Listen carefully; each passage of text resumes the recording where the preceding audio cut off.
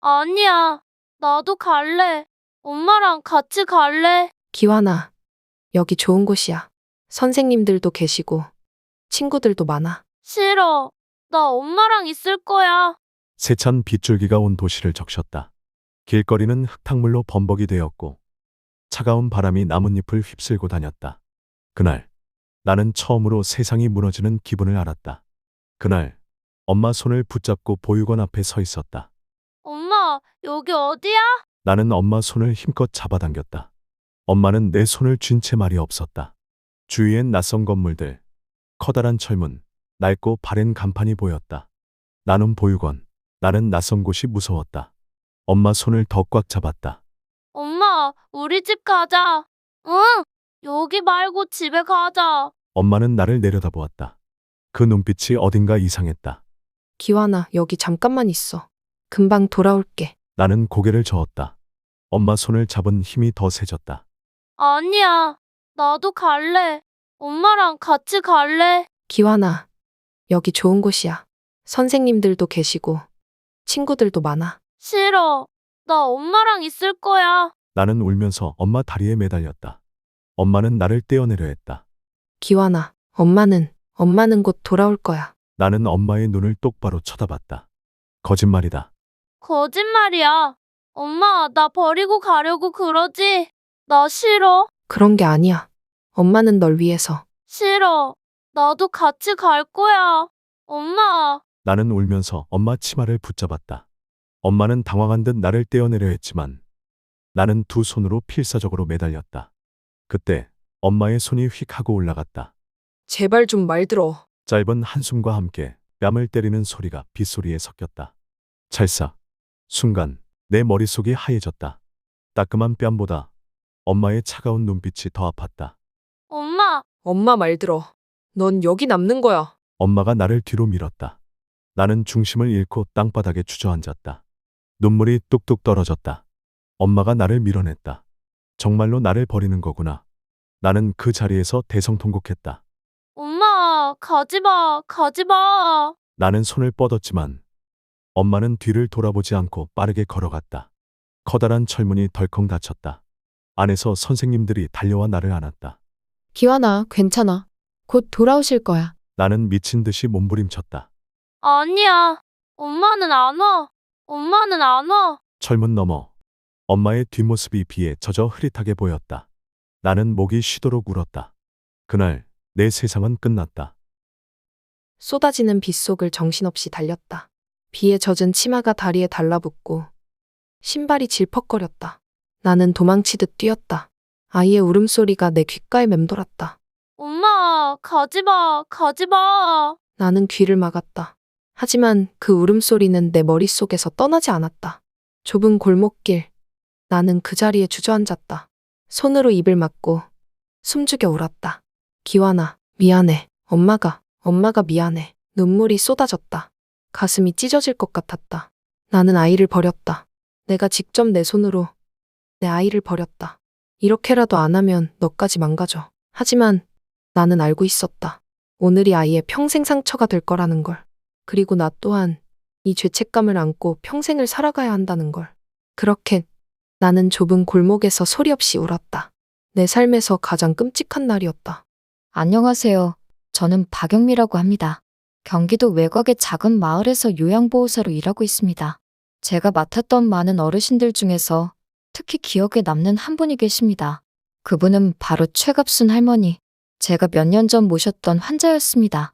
할머니는 남편도 자식도 없는 홀몸 노인이셨습니다. 조용한 방 한 구석, 낡은 이불 위에서 하루 종일 창밖을 바라보곤 하셨죠.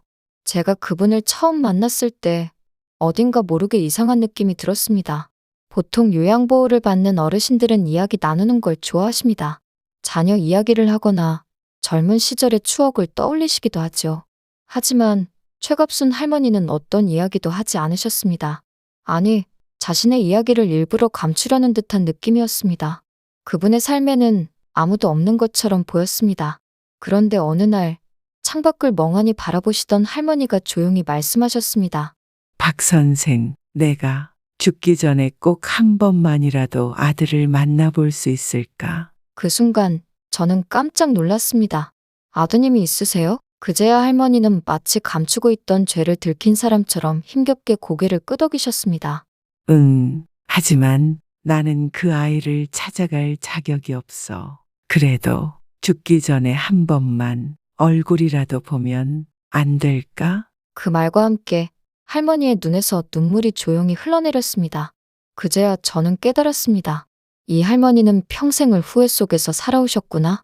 어느 날 할머니는 심한 복통을 호소하셨습니다. 처음에는 단순한 소화불량인 줄 알았습니다. 하지만 증상은 점점 더 심해졌고 결국 저는 할머니를 병원으로 모셨습니다. 그리고 의사의 입에서 나온 말은 너무도 가혹했습니다. 가족분께서는 준비를 하시는 게 좋겠습니다. 췌장암 말기입니다. 그 순간 제 머릿속이 하얘졌습니다. 그럼 치료는요? 수술이나 항암 치료는? 이미 손 쓸 수 없는 상태입니다. 환자분께서 마음의 준비를 하시는 게 좋겠습니다. 그 말을 듣는 순간 할머니는 아무런 말도 하지 않으셨습니다. 그저 아무 표정 없이 창밖을 바라볼 뿐이었습니다. 하지만 제가 할머니의 손을 잡았을 때 그 손이 미세하게 떨리고 있는 걸 느꼈습니다.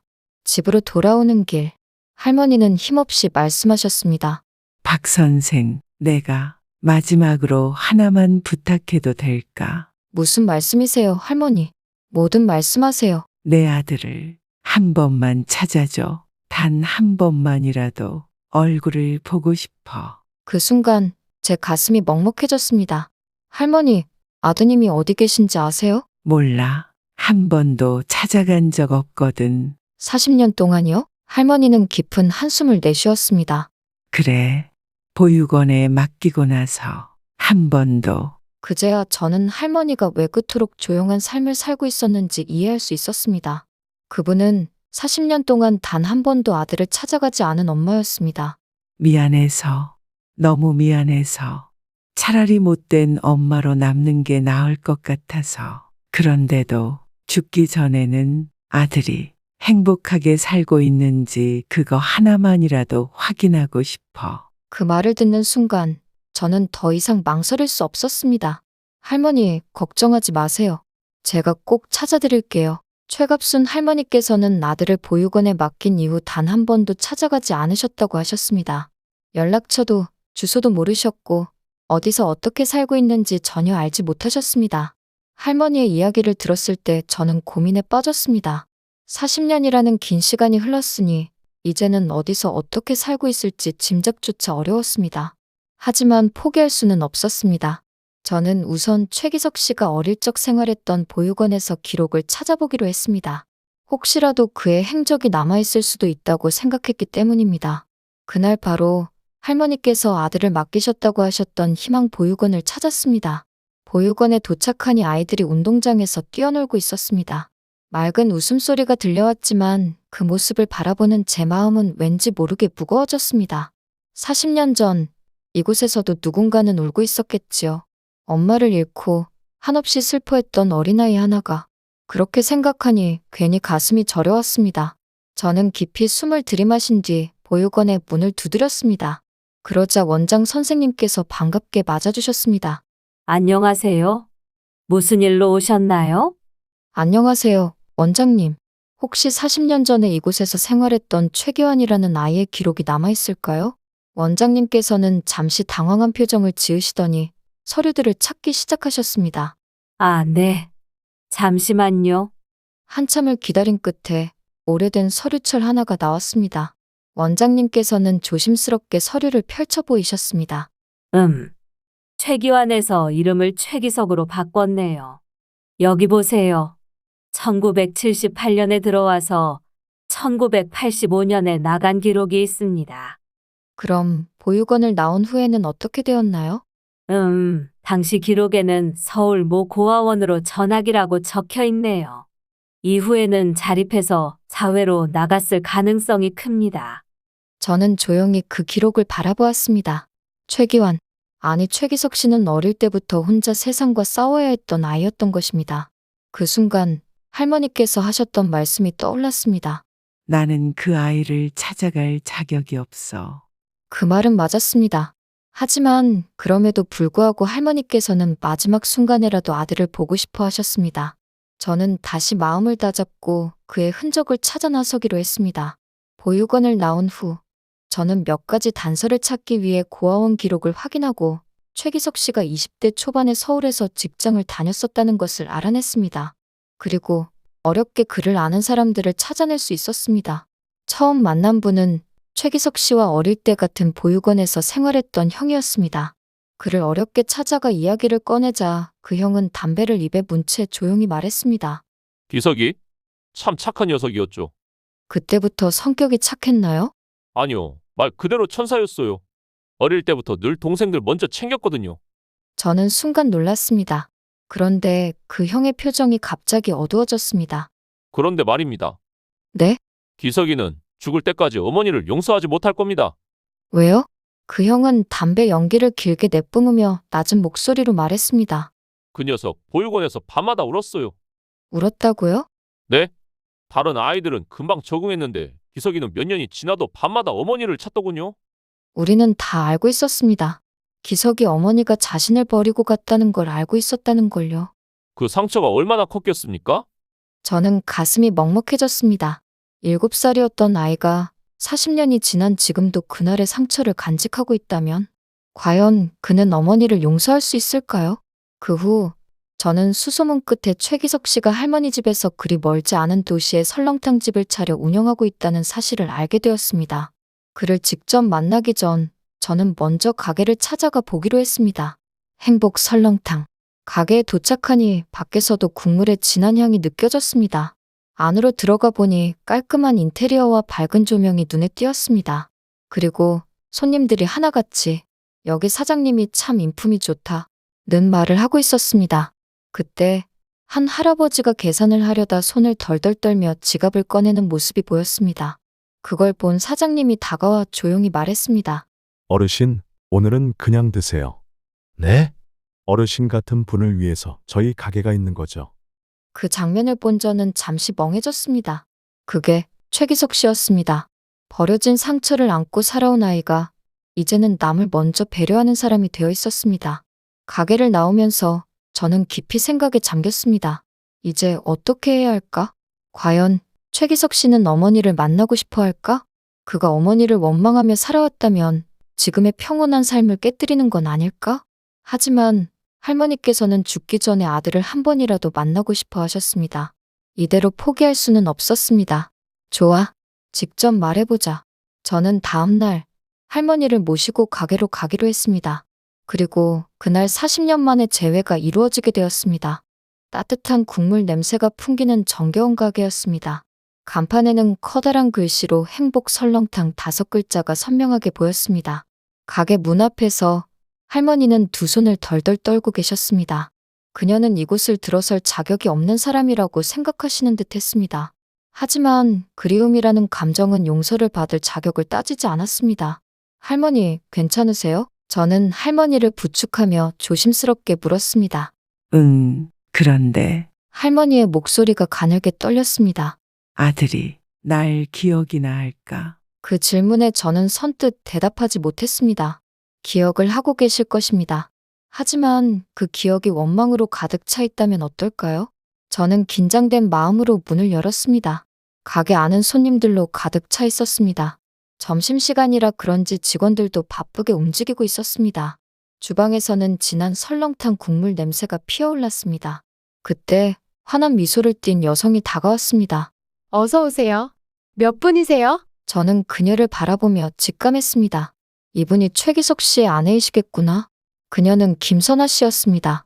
따뜻하고 부드러운 분위기를 가진 분이셨습니다. 어머니, 여기 앉으세요. 저는 할머니를 부축해 자리에 앉혔습니다. 아내분은 친절하게 따뜻한 차를 내어주셨고 이내 설렁탕이 나왔습니다.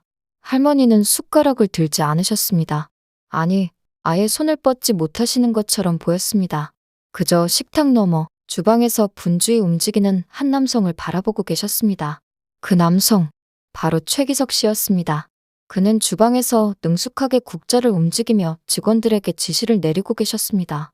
사장님, 오늘 국물이 정말 맛있네요. 감사합니다. 더 드릴까요? 그는 밝고 활기찬 목소리로 손님들에게 인사를 건네셨습니다. 가게 안의 모든 사람들이 그의 인품을 칭찬하고 있었습니다. 하지만 할머니의 눈에는 오직 아들만 보이고 계신 듯 했습니다. 눈에는 이미 눈물이 고였습니다. 손은 미세하게 떨리고 있었고 입술은 단단히 다물어진 채 아무 말도 하지 않으셨습니다. 그때 최기석 씨가 다가와 밝게 웃으며 말씀하셨습니다. 어르신, 식사 입에 안 맞으세요? 저희 설렁탕이 별로신가요? 그 순간 할머니의 입술이 파르르 떨렸습니다. 그리고 조용히 입을 여셨습니다. 기완아, 그 한마디에 가게 안의 공기가 순식간에 얼어붙었습니다. 저는 조심스럽게 최기석 씨의 표정을 살폈습니다. 그는 순간적으로 멍한 표정을 지었습니다. 아니, 이해할 수 없다는 듯한 얼굴이었습니다. 네. 지금 뭐라고 하셨어요? 기완아, 그 순간 최기석 씨의 얼굴이 굳어졌습니다. 당신, 그는 숨을 거칠게 몰아쉬며 한 걸음 물러섰습니다. 당신 같은 사람이 여길 어디라고 와? 당장 나가. 저는 깜짝 놀라 할머니를 보호하려 했지만 할머니는 뿌리치며 한 발짝 더 아들에게 다가가셨습니다. 기완아, 미안하다. 그만하라고, 제발. 최기석 씨의 목소리가 크게 울렸습니다. 사람들이 하나둘씩 조용해졌고 아내분도 당황한 표정으로 남편을 붙잡았습니다. 여보, 왜 그래요? 이분이 누구신데? 이거나, 그는 할머니를 향해 차가운 눈빛을 던지셨습니다. 감히 엄마라고? 엄마는 무슨, 그는 거칠게 씩씩대며 소리를 질렀습니다. 내 눈앞에서 당장 사라져, 당장. 그리고 주방으로 달려가 소금통을 들고 나와 소금을 한 움큼 움켜쥐고 할머니를 향해 마구 뿌리며 말했습니다. 나가. 다시는 오지 마. 할머니는 눈을 감고 가만히 서 계셨습니다. 마치 이 벌을 받아야 한다는 듯이요. 저는 급히 할머니를 부축했습니다. 할머니, 가요. 여기 있으면 안 돼요. 하지만 할머니는 마지막까지 아들을 바라보셨습니다. 그러나 그녀를 향한 아들의 눈빛에는 오로지 분노만이 가득 차 있었습니다. 최기석 씨가 던진 소금이 할머니의 어깨 위로, 머리 위로, 옷 위로 쏟아졌습니다. 저는 급히 할머니를 부축해 가게를 빠져나왔습니다. 밖으로 나오자마자 할머니께서는 그대로 주저앉으셨습니다. 기완아, 미안하다. 저는 그 모습을 바라보며 아무 말도 하지 못했습니다. 왜 여기까지 와서 이런 모욕을 당하시면서도 아무 말씀을 못 하시는지 너무나도 잘 알기에 할머니께서는 집에 돌아오는 길에도 고개를 숙인 채 한참을 우셨습니다. 다음 날 아침, 저는 할머니께서 몸이 편찮으실까 걱정되어 방문했습니다. 하지만 할머니께서는 이미 단정하게 옷을 차려입고 계셨습니다. 기완이에게 갈 겁니다. 저는 할머니를 말리고 싶었지만 그 간절한 눈빛을 보고는 결국 또다시 가게로 향했습니다. 하지만 문 앞에 서자마자 최기석 씨가 쏜살같이 뛰쳐나왔습니다. 대체 왜 또 오는 건데? 그는 단 한치의 망설임도 없이 할머니를 밀어냈습니다. 그만 좀 해. 몇 번을 말해야 알아들어.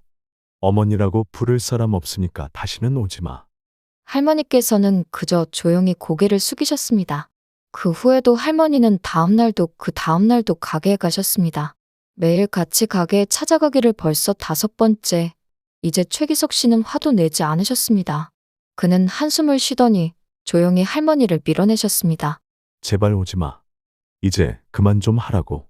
그의 목소리가 살짝 흔들리는 것 같았습니다. 하지만 그는 애써 감정을 눌러 담으려는 듯 고개를 돌린 채 가게 문을 닫아버렸습니다. 그렇게 2주가 지났습니다. 그날도 할머니께서는 가게를 찾아가셨습니다. 하지만 이번에는 달랐습니다. 어머니, 들어오세요. 김선화 씨가 직접 할머니를 맞이하셨습니다. 네, 여기 앉으세요. 따뜻한 국물이라도 드시고 가세요. 할머니께서는 순간 당황한 표정을 지으셨습니다. 아니야. 괜찮아. 난 그냥 괜찮긴요. 제가 모실게요. 김선화 씨는 따뜻한 미소를 지으며 할머니의 손을 꼭 잡았고 자리로 안내했습니다.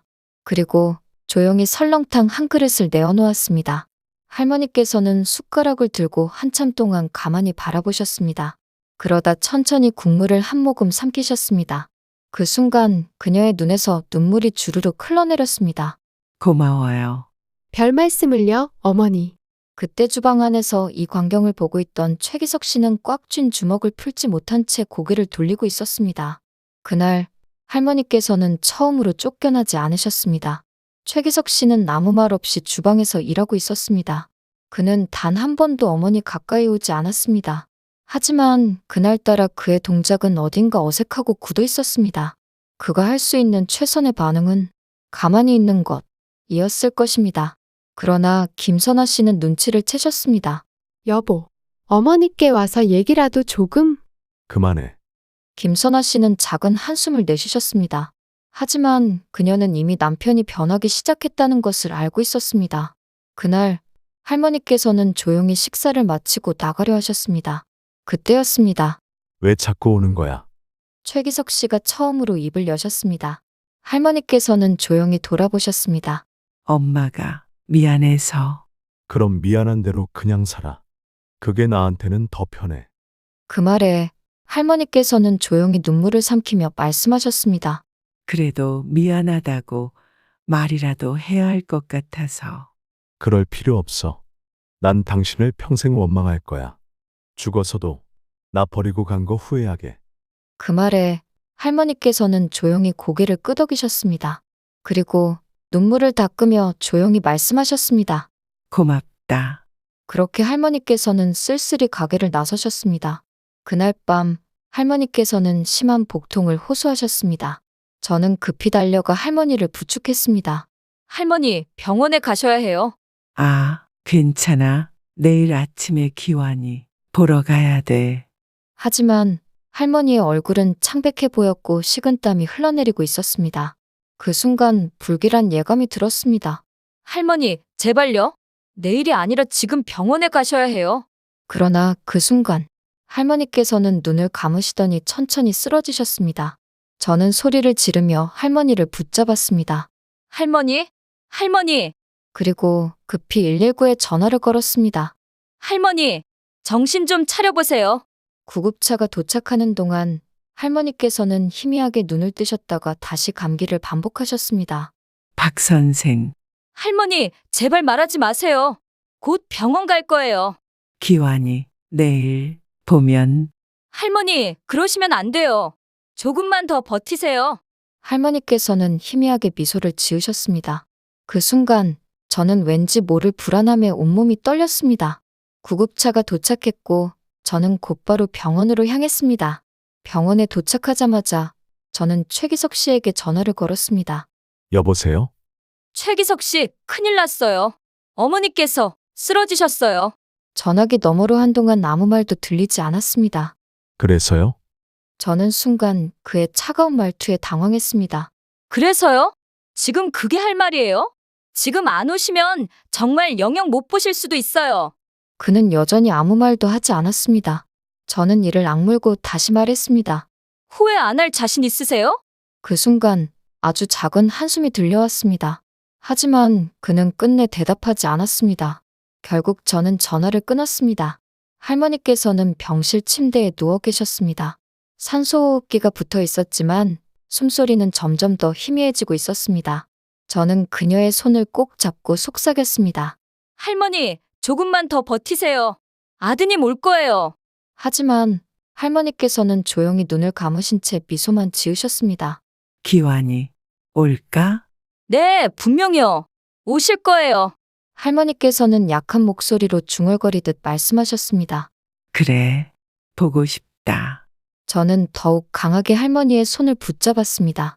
그 순간 삑, 삑 의료기기의 알람이 울렸습니다. 혈압이 급격히 떨어집니다. 산소 포화도 저하. 의료진들이 급히 달려왔고 저는 뒤로 물러섰습니다.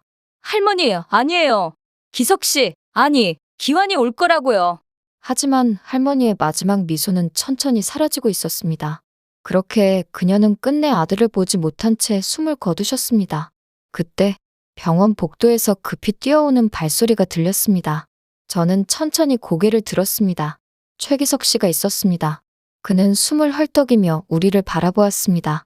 하지만 이미 너무 늦은 순간이었습니다. 최기석 씨는 천천히 병실 문 앞에 섰습니다. 그는 문을 열지 않았습니다. 그저 하얗게 질린 얼굴로 그 앞에 서 있을 뿐이었습니다. 그의 입술이 미세하게 떨렸습니다. 그는 자신도 모르게 주먹을 꽉 쥐었습니다. 그리고 저는 깨달았습니다. 그는 안으로 들어가지 못할 것이라는 걸.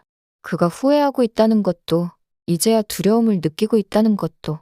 하지만 그는 끝내 단 한 걸음도 어머니에게 다가가지 못했습니다. 그는 고개를 푹 숙인 채 아무 말 없이 한참 동안 그 자리에 서 있었습니다. 병실 안은 조용했습니다. 아무런 소리도 들리지 않았습니다. 최기석 씨는 문 앞에서 한참을 서 있었습니다. 손은 주먹을 꽉 쥔 채 미세하게 떨리고 있었습니다. 그는 차마 문을 열 용기가 나지 않는 듯 했습니다. 그렇게 몇 분이 지나고 그는 조용히 손을 들어 문을 열었습니다. 덜컹. 그 순간 그는 숨을 멈췄습니다. 눈앞에는 침대 위에 조용히 누워있는 어머니의 모습. 어머니는 편안한 얼굴로 눈을 감고 계셨습니다. 마치 그토록 권하던 아들의 얼굴을 보는 꿈을 꾸고 계신 것처럼. 하지만 그녀는 이미 싸늘하게 쉬고 있었습니다. 천천히 최기석 씨는 어머니에게 다가갔습니다. 그는 한동안 아무 말도 하지 못했습니다. 그저 고요한 침대 위에 어머니를 말없이 바라볼 뿐이었습니다. 그렇게 한참을 서 있던 그는 조심스럽게 손을 뻗었습니다. 그리고 어머니의 손을 처음으로 잡았습니다. 차가웠습니다. 너무도 차가웠습니다. 그 순간 그의 눈동자가 흔들렸습니다. 너무 차갑잖아. 손끝으로 전해지는 생명이 사라진 온기. 그는 그제야 깨달았습니다. 어머니는 이제 정말 돌아올 수 없는 곳으로 가버리셨다는 걸. 그는 천천히 입술을 달싹였습니다. 하지만 목소리가 나오지 않았습니다. 그리고 그 순간 눈물이 주르륵 흘러내렸습니다. 보고 싶었어. 그제야 그는 말했습니다. 정말 보고 싶었어. 그런데 왜 이렇게 늦게 왔어? 그는 어머니의 손을 꼭 쥔 채 머리를 떨구었습니다. 엄마, 미안해. 이렇게 될 줄 알았으면 차라리 그렇게 하지 말걸. 그는 한동안 아무 말 없이 어머니의 손을 꼭 쥔 채 있었습니다. 그렇게 뒤늦은 후회를 삼키며 그는 조용히 흐느꼈습니다. 그때 병실 문이 열렸습니다. 저는 최기석 씨를 바라보며 작은 상자를 건넸습니다. 이건 어머님이 남기신 거예요. 최기석 씨는 눈물이 가득 고인 눈으로 천천히 상자를 받았습니다. 작은 나무 상자. 그 안에는 편지 한 장과 낡은 사진, 그리고 어머니가 평생 모은 돈이 들어있는 통장. 그는 떨리는 손으로 편지를 펼쳤습니다. 기환아, 엄마가 정말 미안하다. 너를 그렇게 두고 간 거, 너를 평생 한 번도 찾지 못한 거, 엄마는 너무도 미안해서 차마 너를 볼 용기가 없었어. 차라리 내 기억 속에서 못된 엄마로 남는 게 낫다고 생각했어. 하지만 엄마는 항상 널 보고 싶었단다. 멀리서라도 내가 잘 지내는지 보고 싶었어. 그런데 이제 와서 나타나서 염치 없게 정말 미안해. 그래도 한 번만이라도 너를 보고 싶었어. 그리고 내가 잘 지내는 걸 보니까 엄마는 이제야 마음이 놓인다. 이제 엄마는 내 곁을 떠나지만 부디 못난 엄마 따위는 있고 행복하게 살아주렴. 마지막까지 엄마 마음대로 말하고 있네. 정말 미안하다. 하지만 너를 사랑하는 마음만큼은 한 번도 변한 적이 없었단다. 맛있는 밥 대접해줘서 고맙다. 정말 고맙다. 사랑한다, 기환아. 최기석 씨는 편지를 읽는 내내 입술을 세게 깨물었습니다. 그리고 편지를 읽는 마지막 순간, 그는 참고 있던 눈물을 멈출 수 없었습니다. 엄마, 그는 두 손으로 얼굴을 감싸며 참을 수 없는 오열을 터뜨렸습니다. 그는 어머니의 손을 다시 잡았습니다. 왜 이제야 말해? 왜 이렇게 늦게 말하는 거야? 그는 고개를 떨구며 어머니의 손등에 눈물을 떨어뜨렸습니다. 사랑한다고 그냥 한마디만 먼저 해주지. 왜 난 그 말을. 그는 한없이 무너졌습니다. 그렇게 병실 안에는 7살 기환이의 울음소리만이 울려 퍼졌습니다. 하늘은 흐렸습니다. 회색빛 구름이 낮게 드리워져 있었고 차가운 바람이 스산하게 불어왔습니다. 그날 최갑순 할머니의 장례식이 치러졌습니다. 많은 사람이 오지 않았습니다. 할머니와 가깝게 지냈던 이웃 몇 분, 그리고 그날까지도 여전히 어색한 표정을 짓고 있는 최기석 씨. 그는 검은 양복을 입고 고개를 숙인 채 서 있었습니다. 사진 속 어머니는 작은 미소를 짓고 계셨습니다. 그 미소가 왠지 모르게 따뜻해 보였습니다. 그 순간 그의 머릿속에 잊고 있던 기억들이 떠올랐습니다. 기완아, 이거 먹어봐. 맛있어? 어린 시절 그는 어머니가 끓여준 미역국을 먹고 있었습니다. 엄마가 만든 건 다 맛있어. 그래? 다행이다. 어머니는 행복한 미소를 지으며 그의 머리를 쓰다듬었습니다. 그리고 그는 깨달았습니다. 어머니의 손길이 따뜻했었다는 것. 그 순간 그의 눈가가 천천히 붉어졌습니다. 그는 슬며시 손을 들어 어머니의 영정사진을 바라보았습니다. 그리고 조용히 속삭였습니다. 엄마, 나 이제 어쩌면 좋아. 그는 아무도 없는 자리에서 조용히 눈물을 흘렸습니다. 장례식을 마친 후 저는 조용히 최기석 씨에게 다가갔습니다. 괜찮으세요? 그는 한동안 아무 말도 하지 않다가 조용히 고개를 끄덕였습니다. 어머니께서 마지막으로 남기신 말 기억하세요? 원망하지 말고 행복하게 살라고 하셨잖아요. 그 말을 어머니가 진심으로 하셨을 거라는 거 아시죠? 그는 조용히 눈을 감았습니다. 그리고 아주 작은 목소리로 말했습니다. 네, 그 후 그는 다시 가게로 돌아갔습니다. 하지만 예전과는 달랐습니다. 그는 여전히 말수가 적었지만 이따금씩 홀로 앉아 국을 끓이며 깊은 생각에 잠기곤 했습니다. 그리고 어느 날 그는 조용히 따뜻한 설렁탕 한 그릇을 떠놓았습니다. 그리고 작은 목소리로 말했습니다. 엄마, 많이 늦었지. 그래도 나도 노력해 볼게. 그는 그릇을 바라보며 조용히 미소를 지었습니다. 어느 날 김선아 씨가 조심스럽게 물었습니다. 여보, 오늘은 좀 일찍 닫고 어디 좋은 데라도 갈래요? 그는 조용히 창밖을 바라보다가 작은 미소를 지으며 말했습니다. 미안. 나 다녀올 때가 있어. 그는 차분한 걸음으로 문을 나섰습니다. 그가 향한 곳은 어머니가 잠들어 계신 곳이었습니다. 그리고 그곳에서 그는 조용히 입을 열었습니다. 엄마, 잘 지내고 있어? 나는 조금씩 나아지고 있어. 그러니까 걱정하지 말고 편히 쉬어. 그는 어머니를 떠올리며 조용히 미소를 지었습니다. 사람들은 후회하지 않으려고 살아갑니다. 하지만 살아가다 보면 누구나 후회를 피할 수 없는 순간을 맞이하게 됩니다. 누군가는 가족을 떠나보내고 나서야 사랑을 깨닫고, 누군가는 미처 전하지 못한 한마디 때문에 평생 가슴에 응어리를 안고 살아갑니다. 최기석 씨도 그랬습니다. 그에게는 미워할 이유도 원망할 이유도 충분했습니다. 하지만 끝내 어머니가 떠난 뒤에야 깨달았습니다. 그럼에도 불구하고 나는 사랑받고 있었다는 것. 여러분도 혹시 마음 한구석에 미처 전하지 못한 말이 있나요? 원망과 미움 속에서도 한때는 사랑했던 사람이 있나요? 그렇다면 너무 늦기 전에 용기를 내어보세요. 상대방이 기다려줄 거라고, 언젠가 기회가 올 거라고 생각하다 보면 그 사람이 더 이상 곁에 없을 수도 있습니다. 이 이야기가 여러분께 작은 울림이 되었기를 바랍니다. 오늘도 사랑하는 사람들과 함께 따뜻한 하루 보내세요. 좋아요와 구독은 사랑입니다.